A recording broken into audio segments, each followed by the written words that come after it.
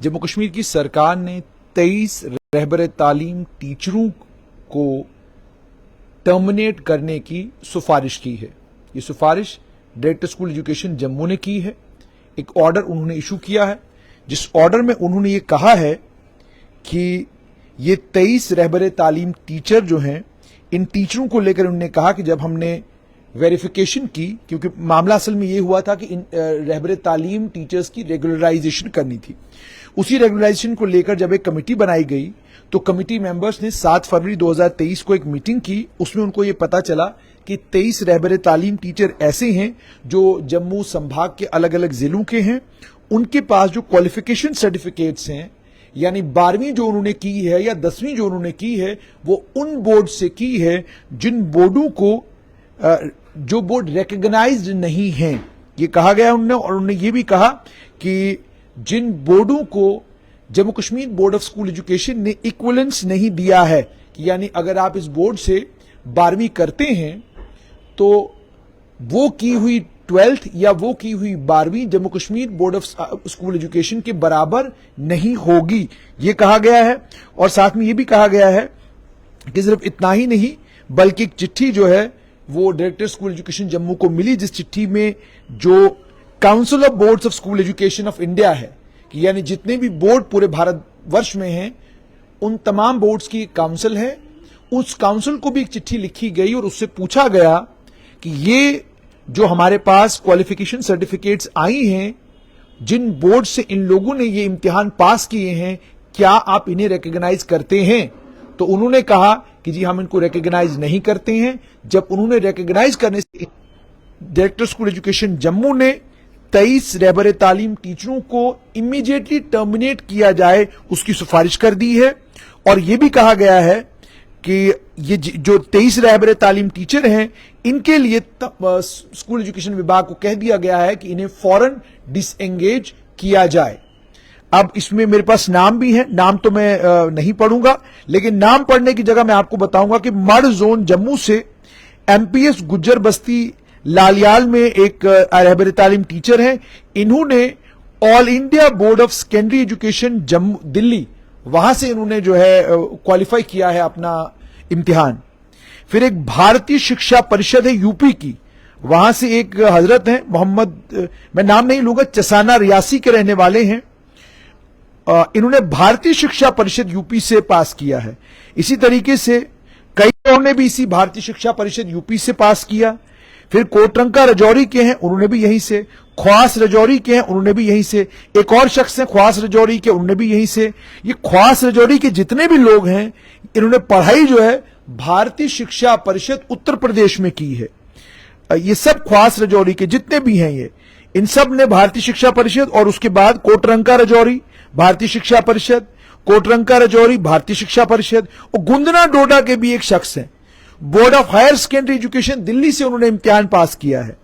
गुंदना के एक और शख्स हैं, उन्होंने भी board of higher secondary education Delhi से पास किया। फिर गुंदना के एक और शख्स हैं, उन्होंने भी board of higher secondary education Delhi से पास किया है।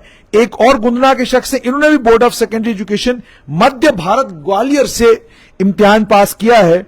और एक इंद्रवाल किश्तवाड़ के भी एक शख्स हैं, उन्होंने भी board of higher education Delhi से पास किया। जिन भी बोर्ड से ये पास किया है, इनके इस पास करने को लेकर स्कूल एजुकेशन विभाग का यह मानना है कि आपने जिस भी बोर्ड से पास किया है, यह बोर्ड हमारे यहां रिकॉग्नाइज नहीं है।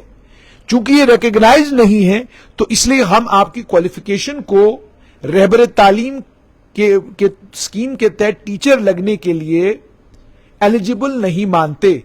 अब आप सोचिए, जो लोग लगे हैं 23 लोग, इन 23 लोगों को अगर अब सरकार टर्मिनेट करती है, तो इन 23 लोगों की जगह जो 23 बच्चे जिनका मेरिट रहा होगा, जिन्होंने अपने ही इलाके से, जम्मू से, श्रीनगर से, डोडा, भद्रवाह, किश्तवाड़ से 12वीं की होगी, 10वीं की होगी, उनके साथ कितनी बड़ी ज्यादती हुई। और रहबर तालीम स्कीम में ये जो पैटर्न था कि नंबर 1, नंबर 2, नंबर 3, जो गांव में सबसे ज्यादा पढ़ाया आपने उसको नौकरी दे दी, 2 और 3 को आपने छोड़ दिया। तो जो जम्मू कश्मीर के डायरेक्टर स्कूल एजुकेशन जम्मू ने 23 लोगों की टर्मिनेशन की बात की है। आपको याद होगा, इसी आरटी स्कीम को लेकर नईम अख्तर ने एक वक्त में جب وہ ایجوکیشن منسٹر ہوا کرتے تھے انہوں نے کہا تھا کہ ہم ان کی کوالیفیکیشن سرٹیفکیٹس کو ویریفائی کریں گے. بوال ہوا تھا. اور اس بوال کے بعد پچھلے دنوں رہبر تعلیم اسکیم کو لے کر ہائی کورٹ کی ایک ججمنٹ آئی اور اس ہائی کورٹ کی ججمنٹ میں جج صاحبان نے اس کے اوپر کامنٹ کرتے ہوئے کہا کہ رہبر تعلیم اسکیم کی وجہ سے ایجوکیشن کے نظام کو زبردست نقصان پہنچ رہا تھا. جب سرکار نے اس بات کو ریکگنائز کیا تو سرکار نے اس اسکیم کو بند کر دیا. اور صرف اتنا ہی نہیں, انہوں نے یہ بھی کہا کہ سرکار کو بھی محسوس ہوا کہ رہبر تعلیم اسکیم کی وجہ سے جو تعلیم کا معیار ہے وہ کتنا کم ہوا ہے. یہ میرے شبد نہیں ہیں, یہ شبد بیسیکلی ہائی کورٹ کے ہیں. اس سے پہلے بھی رہبر تعلیم اسکیم کو لے کر جب بھی میں آپ سے بات کرتا تھا بہت سارے لوگ ناراض ہوتے تھے اور کئی لوگوں نے فون کر کے مجھے دھمکیاں تک دی کہ جناب ہم آپ کو ہائی کورٹ گھسیٹیں گے, ہم آپ کو ہائی کورٹ لے کر جائیں گے, ہم آپ کو بتائیں گے. میں کسی اسکیم کے ذاتی طور کسی اسکیم کے خلاف نہیں ہوں, کیونکہ کسی اسکیم کا نہ مجھے کوئی فائدہ نہ مجھے کوئی نقصان, لیکن ذاتی طور پر میرا یہ ماننا ہے کہ سرکار اگر ریکروٹمنٹ کرے, ریکروٹمنٹ کا ضابطہ صرف ایک ہونا چاہیے کہ آپ ایس ایس آر بی کے ذریعے امتحان کوالیفائی کر کے آئیں یا پبلک سروس کمیشن کے ذریعے امتحان کوالیفائی کر کے سرکاری نوکری کریں.